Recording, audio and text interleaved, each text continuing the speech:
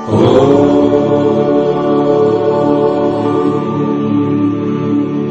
ओम गजाननं भूतगणाधिसेवितं कपित्थजम्बूफलचारुभक्षणम् उमासुतं शोकविनाशकारकं नमामि विघ्नेश्वरपादपङ्कजम्। बोलो श्री गणपति भगवान की जय। हरि ओम। प्रिय सज्जनों, मैं पंडित राम सुलोचन पांडे अपने हिंदू ज्ञान दर्शन चैनल में आप लोगों का स्वागत करते हुए, और आज हमारी चर्चा का विषय होगा कि जिन जातकों का जन्म वृष लग्न में होता है उनका क्या फलादेश होता है। तो सज्जनों, वृष लग्न के लोग, वृष लग्न दूसरी लग्न है और इस लग्न का स्वामी शुक्र है।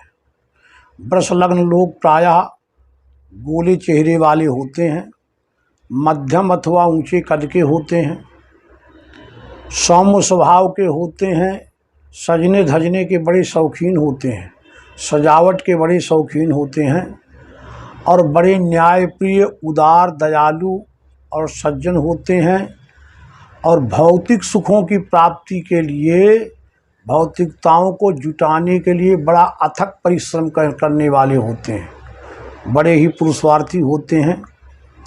वृष लग्न में शुक्र लग्नेश हुआ और बुध पंचमेश हुआ और शनि नवमेश हुआ। ये तीनों मूल त्रिकोण के स्वामी ग्रह ही वृष लग्न वालों के लिए कारक होते हैं। शनि भाग्येश होता है, बुध पंचमेश है, बुद्धि विद्या का स्वामी है।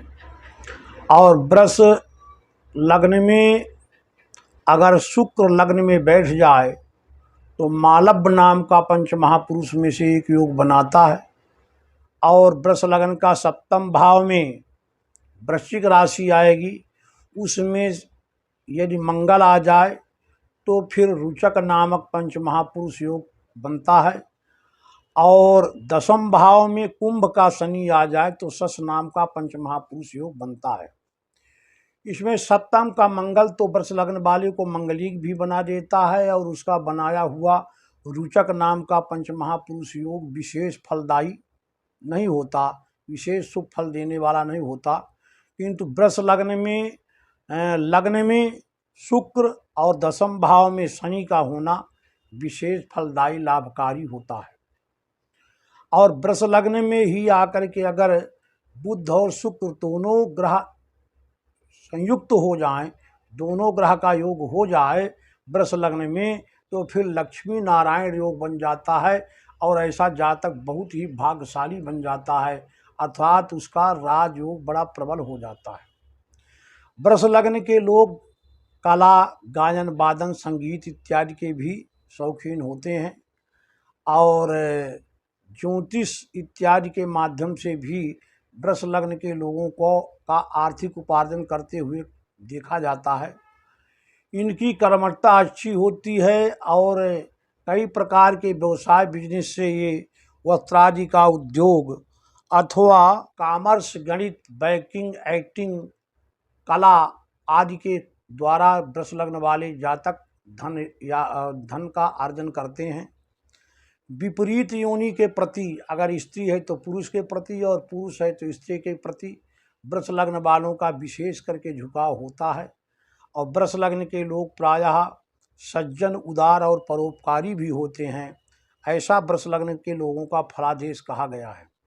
और ऐसे भी कहते हैं कि वृष लग्न के लोगों के लिए जो भाग्योदय कारक समय है वो वर्ष 28, 36, 42 और 48वें होते हैं।